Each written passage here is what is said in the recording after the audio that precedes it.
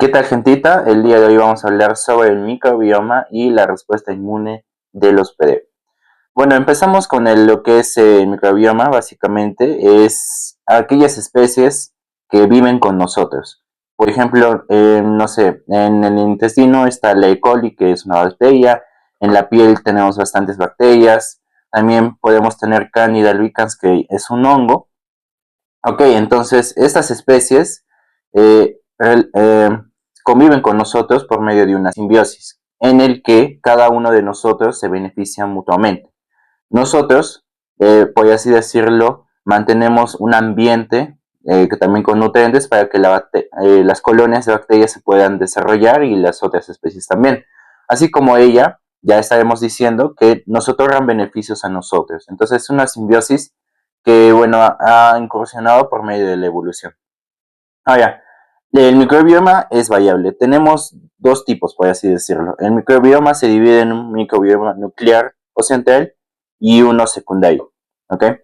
El nuclear y central básicamente lo conforman unas cuantas especies, son contados, pero estas especies me representan en cantidad la mayoría, casi la totalidad, que vendría a ser en este caso el 95%. Es decir, por ejemplo, no sé, unas 7 especies que debido a su abundancia son en la mayoría. A diferencia del microbioma secundario, que son aquellas especies, que son muchas especies, pero en cantidad solo me representan en un 5%. ¿Ok? Ahora, una mención honorífica, se tiene el proyecto Microbioma Humano, muy parecido al proyecto Genoma Humano, en el que se trató de reconocer, identificar a todas las especies que convivían con nosotros. ¿Ok? Ahora, algo característico es que el microbioma cumple con estas características, se identificaron las especies, pero esto puede tener una relativa varianza entre las personas de acuerdo a, no sé, la dieta, actividad física y demás hábitos que pueden llegar a un poco variar, que no es mucha la varianza, la cantidad y distribución de las especies. ¿Ok? Entonces, ¿cuál es la función de estos agentes que viven con nosotros? Tenemos tres principales funciones. Dentro, ya les hablaré específicamente cada especie que cumple básicamente un rol, por ejemplo, pero eso es específico a cada función necesaria de cada organismo, ¿ok? Que iremos hablando luego. Ahora, algo importante es que básicamente la presencia de estos microorganismos van a ser un estímulo para que el sistema inmune esté como que alerta, esté al tanto de qué tal está nuestro sistema inmunológico, ¿ok? Ya que, por ejemplo, no sé, digamos, E. coli vive en los intestinos y E. coli no puede pasar al estómago, al esófago, no puede distribuirse por otros sistemas porque me podría causar problemas, ¿ok? Entonces, ¿qué es lo que pasa? El sistema inmune lo mantiene a E. coli en los intestinos, ¿ok? Principalmente en el intestino grueso. Entonces, esa es una forma de cómo el sistema inmune a cada rato está como que alerta, se está preparando, se está como una especie de práctica, por así decirlo, ante posibles patógenos que pudiesen atentar. Y también mencionar que hay varias enfermedades que consisten en que nuestros propios microorganismos se descontrolan y me causan una sintomatología. Pero esto está más relacionado a que una persona está inmunodeprimida, ¿ok? Ahora, nuestros mismos agentes nos protegen, por así decirlo, de otros agentes. Por ejemplo, ¿no? Hablando también de E. coli, por ejemplo, E. coli libera sustancias llamadas colicininas o colicinas, que estas me van a destruir, es un bactericida, ¿ok? Contra otras especies de bacterias o con algunas cepas de E. coli. Y esto para que estas otras bacterias no puedan vivir en el intestino grueso, ya que este es el lugar, por ejemplo, de E. coli, y para que estas otras bacterias no me generen enfermedad a mí. Entonces es como que un guardián. ¿Ok? Ahora, tenemos términos importantes, por ejemplo, el término de disbiosis. Disbiosis básicamente se refiere como, en general, básicamente disbiosis es la alteración del microbioma humano. Cuando hay una alteración del microbioma humano, básicamente esta bacteria no va a cumplir su papel, me puede generar sintomatología. Ahora, hoy en día lo más común que se está viendo es debido a que muchas bacterias se están volviendo resistentes al uso indiscriminado de antibióticos, sobre todo los de amplio espectro, ¿ok? Entonces, eso es un problema actual, que las cepas cada vez se están volviendo más resistentes porque, por así decirlo, cuando una persona, por ejemplo, se automedica con antibióticos indiscriminadamente, hace más resistente a la bacteria porque, digamos, esa persona no está al tanto de que se tiene, digamos, un tiempo específico de uso de los antibióticos, solo lo usa, por ejemplo, los primeros días para aliviar el dolor y luego vuelve a aparecer otra vez la enfermedad, pero con la cepa más resistente. Y eso se puede transmitir de una persona a persona. Entonces, esto es un problema actual. A ver, ¿qué son los prebióticos y los prebióticos? La diferencia. Los prebióticos básicamente son el más conocido, que es el Floratil. Son básicamente los agentes como tal. O sea, tú tomas determinadas especies porque algunas bacterias, digamos, tuviste un problema digestivo, la flora se ha perdido y para restablecer la flora tomas un prebiótico, que son los agentes como tal. ¿Ok? Hoy en día falta evidencia contundente para que con respecto a los beneficios de los prebióticos, pero esto es relativo hoy en día, ¿ok? Falta todavía más investigación para que podamos hablar más de estos prebióticos. Los prebióticos son aquellas sustancias que me van a potencializar a las bacterias, son como la comida de las bacterias que les ayuda a fortalecer a nuestra flora, ¿ok? Ahora, un término también importante es la redundancia funcional. ¿Qué es la redundancia funcional? Básicamente, redundancia es que se repite, ¿verdad? Básicamente, que un agente no puede tener una función única, por así decirlo. Es decir, si por ejemplo, ¿no? Si digamos, una bacteria A tiene una función específica que ninguna otra bacteria tendría, ¿qué pasaría si esa bacteria A está ya atentada? Disminuye su colonia, ¿ok? Entonces había un gran problema. Por ende, básicamente la estrategia que se ha ido evolucionando es que varias especies cumplen, digamos, una misma función, cosa que, digamos, una especie está perjudicada, las demás sin ningún problema pueden seguir realizando dicha función. Entonces, eso vamos a ver, por ejemplo, a lo largo que existen ciertas similitudes entre las funciones de muchos agentes nuestros, ¿ok? A ver, ¿cómo va a ser la respuesta inmune a la infección? Haciendo un repaso, hablando de inmunidad, teníamos una inmunidad innata y una inmunidad adaptativa, ¿ok? La inmunidad innata se refiere básicamente a todas las barreras contra distintos agentes con la que nacemos. Y esta es inespecífica, es decir, es una barrera que no es especializada para cada agente, sino en general. Por ejemplo, la piel me protege de distintas sustancias, mucosas, los leucocitos, a diferencia de, por ejemplo, los linfocitos B y T, que son de la adaptativa, pero los linfocitos natural killer, por ejemplo, si son de la inmunidad innata, ¿ok? Ahora, la inmunidad adaptativa, básicamente, como el nombre lo dice, es cuando tú te enfermas de algo y tu sistema inmune responde, genera defensas contra ese agente para que luego, una próxima vez, tu sistema inmune pueda combatir contra este agente, ¿ok? Pero lo que acabo de explicar es en general, hay veces que la cepa es diferente y aunque te hayas contagiado de ese tal agente, como ha mutado, por ejemplo, no va a servir mucho que te hayas enfermado previamente, ¿ok? Esto es como una regla general con algunas excepciones, claro. Y bueno, tenemos a los anticuerpos, los linfocitos B y T, como te lo dije. Y esta es específica, se genera defensas específicamente al mismo agente. Y también tenemos el tema de la memoria, como les mencioné, que si tú en general te vuelves a enfermar de esa enfermedad, de ese agente, bueno, no vas a sufrir mucho como la primera vez.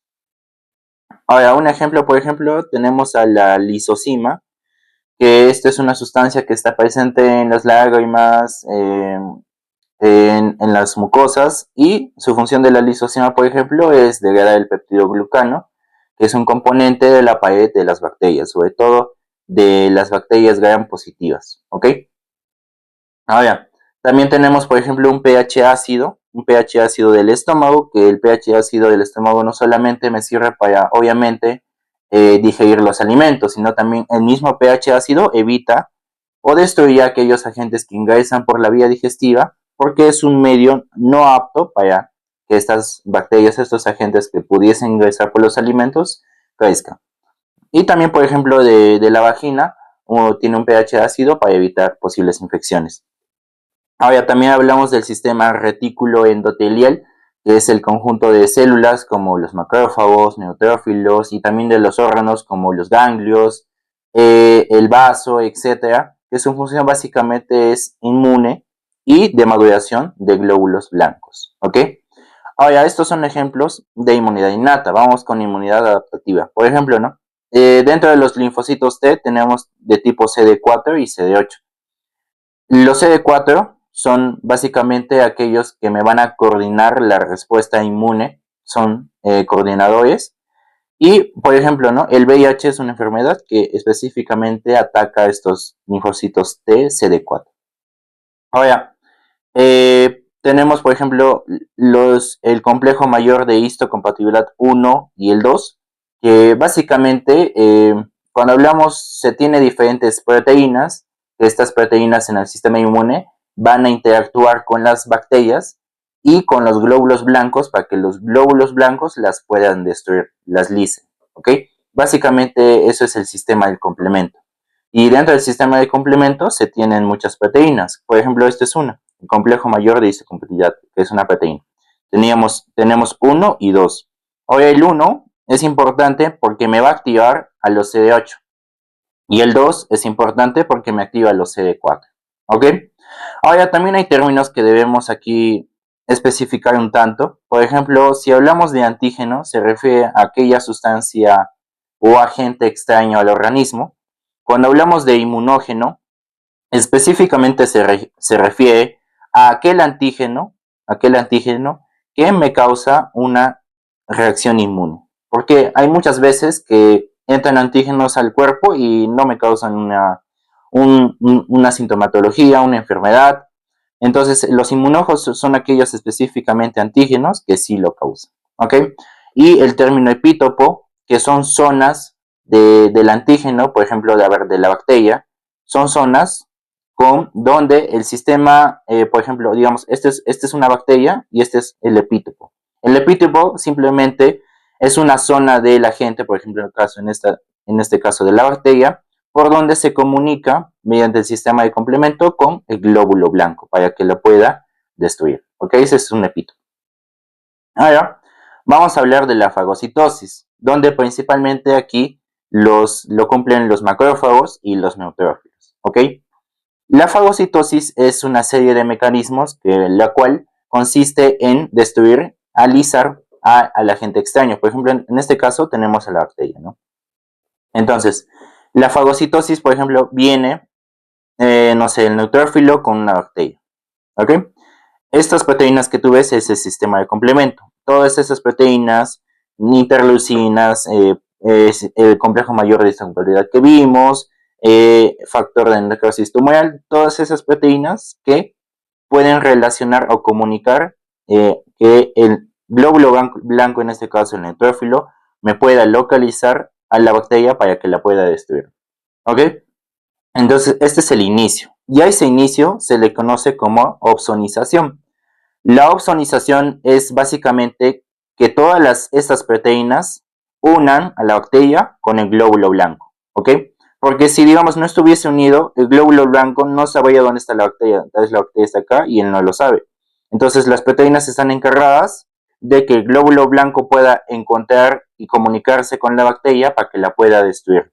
Y eso lo hacen estas proteínas. Y ese proceso donde las proteínas se entrelazan bacteria y glóbulo blanco es la opsonización. ¿Ok? El organelo principal que utilizan los glóbulos blancos es el lisosoma. El lisosoma es un organelo encargado de la lisis. Puede ser una lisis de organelos, por ejemplo, que están en senescencia, una mitocondria viejita, o por ejemplo de agentes extraños, en este caso, por ejemplo, una bacteria, ¿ok? Porque tiene enzimas líticas. Ahora, el proceso es que también el glóbulo blanco genera bien este tipo de brazos, como que empieza a abrazar a la bacteria, y esos brazos son los pseudópodos, ¿ok? Pseudópodos. Con esos pseudópodos empieza a engullir a la bacteria, para que luego esta, que es el fagosoma, puede así decirlo, la bacteria es el fagosoma, cuando está envuelta en una vesícula, viene el lisosoma y el siguiente proceso es que se forma un fagolisosoma, ¿ok? El fagosoma básicamente es que la bacteria se ha ingerido como una vesícula, ¿ok? El lisosoma es un organelo que destruye, se fusionan formando el fagolisosoma para que todas las enzimas del lisosoma puedan destruir al fagosoma, o sea, la bacteria encapsulada, vesiculada. Y por ejemplo, esas enzimas, las clásicas, mencionadas por ejemplo, especies reactivas de oxígeno, en un superóxido, por ejemplo, y también se tiene algunas enzimas que son intermediarias de reactivos de nitrógeno. ¿Ok? Ahora, hablando un poco de la inflamación que se tiene en estos casos, un aumento de los efectos de nuestro propio sistema inmune. Es decir, va a haber fiebre para evitar el ambiente adecuado de temperatura de la bacteria. Puede haber sepsis, que bueno, sepsis básicamente es que se generan muchas proteínas, muchos sistemas de complemento, que se le conoce como la tormenta de citoquinas, ¿ya? La tormenta de citoquinas. Y esto es un estado crítico donde puede estar una persona donde puede haber hipotensión, puede haber mucha fiebre y etcétera, etcétera, ¿no? Y esto, bueno, es un fenómeno causado por el agente extraño y también a la vez por nuestro propio sistema. El sistema se ha activado demasiado porque el agente ha generado dicho efecto, ¿ok? Es un agente muy violento, muy patógeno, por lo que el sistema ha generado muchas citoquinas y bueno, una tormenta de citoquinas básicamente ha causado la sepsis, ¿ok? Y bueno, por ejemplo, hablamos de quimiosinas y de selectinas, ¿ya? Y aquí algo importante mencionar que, por ejemplo, ¿no? Los glóbulos blancos están en la vía sanguínea y para que lleguen a los tejidos hacen un proceso conocido como diapéresis, que básicamente atraviesan la barrera sanguínea llegando al tejido, al lugar, por ejemplo, de la infección, para poder combatir la infección, ¿ok? Ahora, las selectinas que hacen, las selectinas son proteínas que básicamente cuando está viajando, por ejemplo, aquí el neutrófilo por la vía sanguínea, llega la selectina y avisa que se pare el neutrófilo. Lo detiene, lo detiene para que pueda luego ir al tejido. Y en aquí vienen las quimiosinas. Las quimiosinas permiten que éste pueda ir primeramente al sitio de la infección, por así decirlo, al tejido. ¿Ok? Y tenemos luego también otras sustancias, por ejemplo, la calicaína, breticinina, la histamina, el ácido araquidónico y pues estas glandinas. Ahora, hablando de los linfocitos, como les mencioné, tenemos de tipo CD4 que son los colaboradores y de tipo CD8 que son los citotóxicos. Colaboradores organizan la respuesta inmune. Citotóxicos pueden atacar a la gente, por ejemplo, una bacteria. Dentro de los CD4 tenemos de tipo TH1 y TH2. Los TH1 estimulan la inmunidad celular y la inmunidad celular es la inmunidad de los linfocitos T. Cuando hablamos de inmunidad celular es la inmunidad mediada por los linfocitos T. Y TH2 estimulan la inmunidad humoral. Ahora, cuando hablamos de inmunidad humoral son los linfocitos de tipo B ya también. B y T ambos sean parte de la inmunidad adaptativa. Y bueno, también se habla de un TH17. Ahora, las citoquinas, por ejemplo, unos tipos de citoquinas, tenemos las interleucinas, que bueno, son varias y tienen cada una su función. Los interferones, principalmente el alfa, que me actúa, el gamma y también tenemos el beta. El factor de necrosis tumoral, donde principalmente es el alfa, pero también tenemos el beta. ¿Ok? Y bueno, dentro de las citoquinas, por ejemplo, como les dije, ¿no? La función de las citoquinas, que es parte del sistema del complemento, era poder básicamente que el glóbulo blanco encuentre y pueda destruir a la bacteria. Son comunicadores, por así decirlo, pero hay una en especial que es esta, que es la C5b6789, que tiene la capacidad de hacer lisis, o sea, esta puede destruir o, bueno, ataca a la bacteria. ¿Ok? Ahora, cuando hablamos del término de superantígenos son aquellos antígenos que me generan lo que les mencioné, esa tormenta de citoquinas. Son aquellos agentes que son muy patogénicos, muy violentos, que cuando infectan, invaden al organismo, el organismo se altera, no sabe más o menos cómo reaccionar y me genera así en grandes cantidades citoquinas y esto me puede generar luego también una sepsis. Entonces los superantígenos son aquellos agentes que tienen esa capacidad. Ahora para acabar vamos a hablar de lo que son los anticuerpos, que son inmunoglobulinas, y bueno, tenemos la A, la D, la E, la G y la M. Yo me acuerdo de Magda E. Bueno, pero también hay memotecnias, usa la que te sirva. Y bueno, tenemos por ejemplo el anticuerpo A, que ojo, no lo confundan este anticuerpo A con el anticuerpo A del sistema RH de los glóbulos rojos, ¿ok? Entonces, este anticuerpo A se va a encontrar en el moco, la saliva, lágrimas y también en la leche materna. Y su función va a ser proteger contra los patógenos, clásicamente. Tenemos el D, que es parte del receptor de la célula B. La célula B son los linfocitos B, ¿ok? Y este activa a los basófilos y a los mastocitos. Tenemos el E, que está en caso de una parasitosis y alergias. Tenemos el G, que es secretada por las células plasmáticas. Y este es el único capaz de atravesar la placenta para llegar al feto. Y ojo, las células plasmáticas son células especializadas que vienen de un linfocito B, o sea, es un linfocito B especializado que tiene ahora, como se ha especializado, la capacidad de producir anticuerpos. Y bueno, finalmente el M, que este puede estar unido a una superficie de una célula B, de un linfocito B, o puede también estar en la sangre. Y es responsable de las etapas tempranas de la inmunidad.